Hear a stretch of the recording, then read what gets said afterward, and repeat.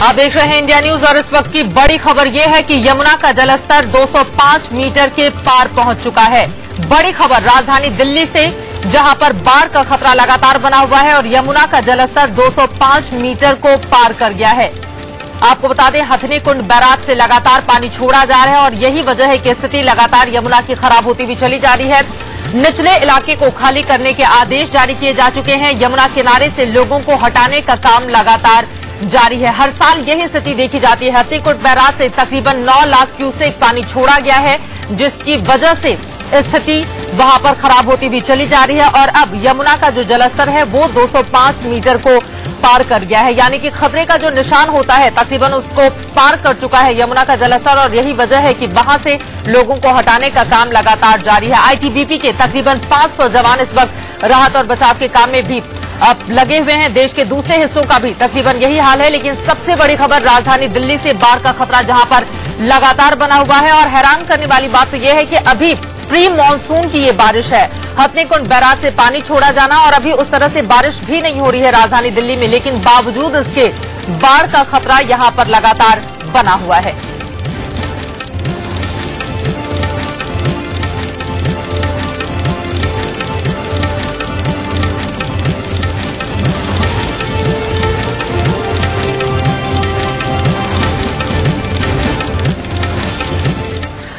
और इस वक्त हमारे दो सहयोगी हमारे साथ जुड़ चुके हैं। हमारे संवाददाता अजीत हमें देंगे और ज्यादा जानकारी, और साथ ही हमारे साथ लोहे के पुल से आपको अजीत नजर आ रहे हैं और आप देख पा रहे हैं कि लोहे के पुल के कितने करीब ये पानी पहुंच चुका है।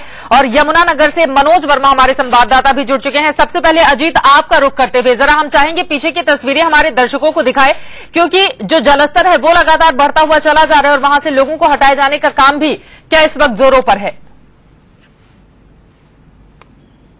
बिल्कुल साफ तौर पर चित्रा मैं बोलूंगा कैमरामैन सरनोद रंगों को वो दिखाए विजुअल के माध्यम से। और देख सकते हैं कि जहां वो मैं कल पिलर के पास खड़ा था वहां से मैं बता रहा था कि ये जलस्तर आगे तक बढ़ सकता है, लेकिन आज मुझे वहां तक पहुंचने में करीबन 12 से 15 फीट दूरी पे मैं खड़ा होकर लाइव दे रहा हूं। लेकिन साफ तौर पर जिस हिसाब से जलस्तर बढ़ता जा रहा है तेजी से, ये जाहिर हो रहा है कि जिस हिसाब से जलस्तर बढ़ रहा है धीरे धीरे ये करीबन 207 से ऊपर पॉइंट से ऊपर पहुंच सकता है। और कहीं ना कहीं कल हाई अलर्ट जारी कर दिया गया था सरकार की तरफ से और साफ तौर पर उनके चेतावनी दी हुई थी कि अगल बगल के इलाके के लोग वाले आप लोग लोहे के पुल के पास ना आएंगे। और कहीं ना कहीं अगर आपको बाढ़ का मजा लेना है तो वो आप टीवी में देखें, टीवी के दृश्य का मजा लेते हुए आप लोग बाढ़ का पूरा जानकारी वहां से लें। लेकिन साफ तौर पर है कि हाई अलर्ट के बाद अब देखना होगा कि 12 बजे के बाद से जो ये पूरी चेतावनी दी गई थी कि लोहे का पुल भी बंद कर दिया जाएगा, यानी यातायात पूरी तरह से ठप कर दिया जाएगा, ये चेतावनी यहां पर सरकार की तरफ से दी गई थी। लेकिन वहीं सीएस ने जो पूरी व्यवस्था की दुहाई दी है, सीएस का यही कहना है कि ये तमाम जो है लोग यानी पूरे जो संगठन है, या एमसीडी की बात करें या फिर अगर पीडब्ल्यूडी की बात करें, इरिगेशन की बात करें, तमाम डिपार्टमेंट जो है वो एक साथ मिलजुल कर काम करेगा। कोई ये नहीं कहेगा कि हमारा ये जिम्मेदारी नहीं बनती है, यानी कहीं ना कहीं रिस्पांसिबिलिटी से भागते कोई नजर नहीं आएंगे। हर किसी को अपनी अपनी रिस्पांसिबिलिटी निभानी पड़ेगी।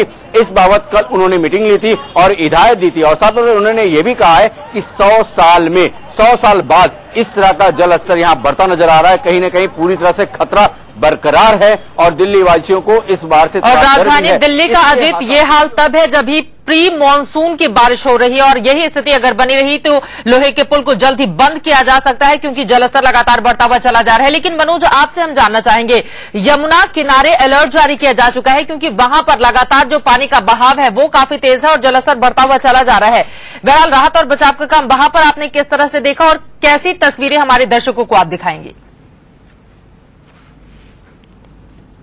जी बिल्कुल, देखिए चित्रा, जो तस्वीरें हम आपको दिखाना चाहेंगे यमुना नगर की, आप देख सकते हैं यहाँ पर इस वक्त हम यमुना नदी के पास ही मौजूद हैं। हालांकि एक राहत की बात यह है यहाँ पर कि अभी बारिश यहाँ पर थम गई है, बारिश नहीं हो रही है। लेकिन कल जैसा कि 8,03,000 क्यूसेक पानी छोड़ा गया था, उसके बाद वो पानी दिल्ली पहुंच चुका है। लेकिन अभी भी बताया जा रहा है कि 3 लाख क्यूसेक पानी दोबारा से छोड़ा गया है। ये तस्वीरें आप देख सकते हैं यहाँ की यमुना नगर की तस्वीरें हैं, जो पानी यहाँ पर लगातार काफी ज्यादा जलस्तर जो है वो बढ़ गया है यहाँ पर।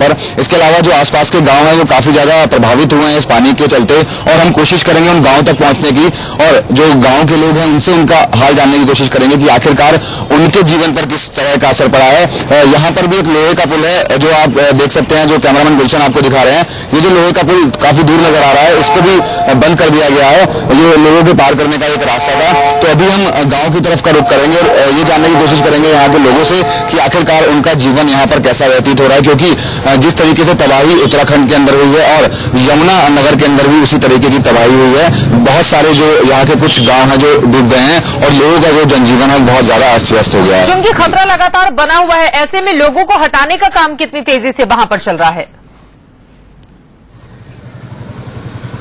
जी बिल्कुल, देखिए जैसा कि बताया गया था कि गांव के अंदर जो 52 लोग फंस गए थे, प्रशासन ने उनको सकुशल बाहर निकाल लिया है। इसके अलावा प्रशासन और जो राहत का काम है लगातार यहां पर चल रहा है। प्रशासन की कई टीमें हैं और राज्य सरकार की भी कई टीमें हैं जो यहां लगातार गांव के अंदर घूम रही हैं और लगातार ये चेक किया जा रहा है कि कहीं कोई ऐसा शख्स तो नहीं रह गया है जो इस बाढ़ की चपेट में आ गया है या फिर बाढ़ में फंस गया है। तो प्रशासन लगातार यहां पर मौजूद है और हालांकि जैसा कि लोगों का ये कहना था कि प्रशासन लाख दावे कर रहा था कि बाढ़ से निपट लिया जाएगा, लेकिन प्रशासन के दावों की पोल साफ खुलती नजर आ रही है। जिस तरीके से 52 लोग कल यहाँ एक गांव के अंदर फंस गए थे, उसके बाद उनको प्रशासन ने काफी कड़ी मशक्कत के बाद उनको बाहर निकाला।